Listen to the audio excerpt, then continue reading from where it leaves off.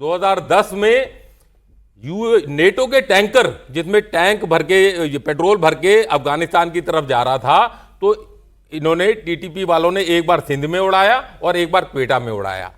2014-15 की बात करें तो इन्होंने एक बार पीएनएस मेहरान बेस है, जो नेवियल एविएशन बेस है, इसमें घुस के कराची में कम से कम 40 लोग मारे थे और 2 इसमें सर्विलेंस एयरक्राफ्ट मरे थे, उड़ा दिए थे यूएस आर्मी के, यूएस एयरफोर्स के।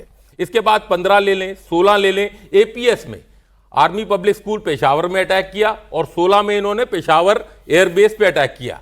दोनों में इन्होंने घुस के, और जब एपीएस पे अटैक किया तो कम से कम 150 बच्चे थे, 150 लोग मरे थे, जिसमें 132 बच्चे थे।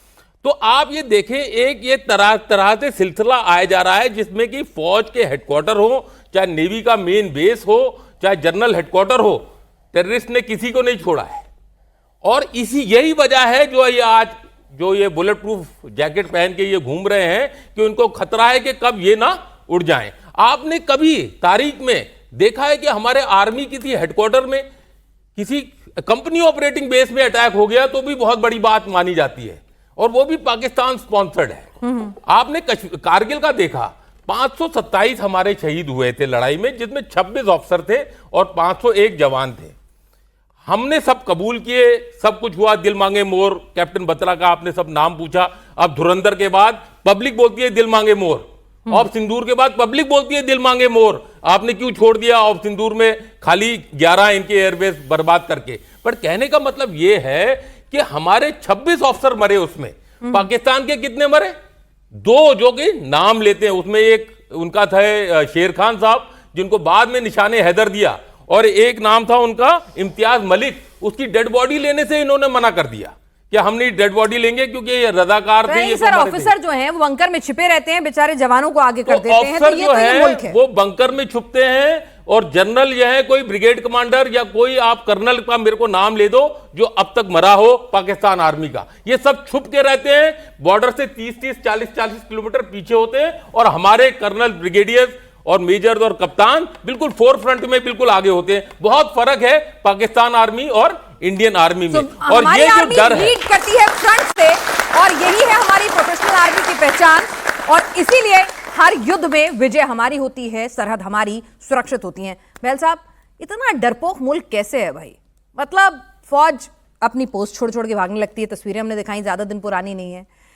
वर्दी लेके आपके जो टीटीपी के लड़ाके आतंकी हैं नुमाइश करते हैं कि ये तुम्हारी औकात है। कभी पीओके में वर्दी टंगी हुई नजर आती है, कभी केपी प्रोविंस में। बलूचों ने क्या हश्र कर रखा है ये पूरी दुनिया देखती है प्रोफेशनल आर्मी का।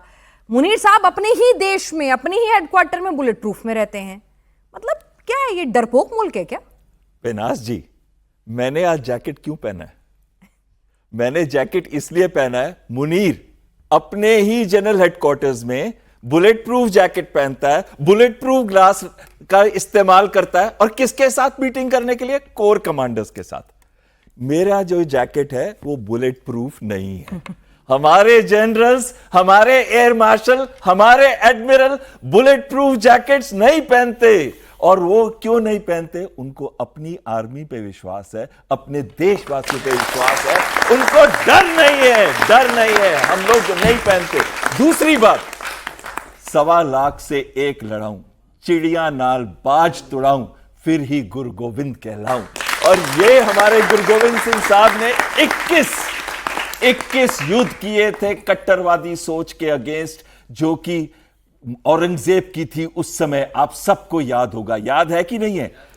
आज पाकिस्तान ग्लोबल टेररिज्म के इंडेक्स के अंदर 2nd पोजीशन पे है। बुर्किना फासो, उसका तो नाम ने भी नहीं सुना होगा आपने, वो नंबर 1 है। उसके बाद टेररिज्म इंडेक्स के अंदर पाकिस्तान है। 3150 से ऊपर लोग मारे गए हैं इस साल, और ज्यादातर लोग मारे गए हैं खैबर पख्तूनवा में और बलूचिस्तान में। पाकिस्तान आर्मी की रिट 60% अपने एरिया के अंदर नहीं चलती। 44% तो बलूचिस्तान हो गया, 11% हो गया खैबर पख्तूनवा, फिर कुछ पाकिस्तान ऑक्यूपाइड कश्मीर और सिंध, जिसको आज सिंधु देश की बात वहां चल रही है। 60% देश के अंदर मुनीर की नहीं चलती। चीफ ऑफ डिफेंस फोर्स होते हुए, तीनों आर्मी को कमांड करते हुए, आज भी उसको बुलेट प्रूफ जैकेट पहनने की जरूरत पड़ रही है। क्यों? क्योंकि जनरल जिया भी मरे थे बड़े एक मिस्टीरियस सर्कमस्टांसेस के अंदर, जहाज क्रैश के अंदर। पाकिस्तान में कुछ भी हो सकता है। बेनजीर भुट्टो को भी उड़ा दिया गया था।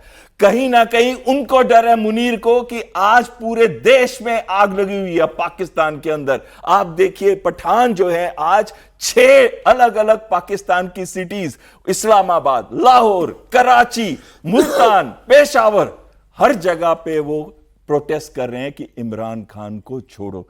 इतना डर है।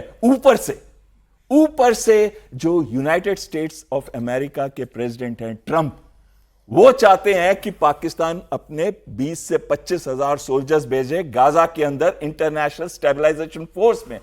वो अलग प्रेशर बना रहे हैं। मुनीर को पता है कि जिस दिन उसने कोई भी साइड चुनी, अगर वो फौज को भेजता है और अगर वहां फौज मारी जाती है या वो फायरिंग करती है, तो उसके देश के अंदर ही ऐसे लोग होंगे जो उसको नहीं छोड़ेंगे। आज वो बहुत सारे प्रॉब्लम से गुजर रहा है।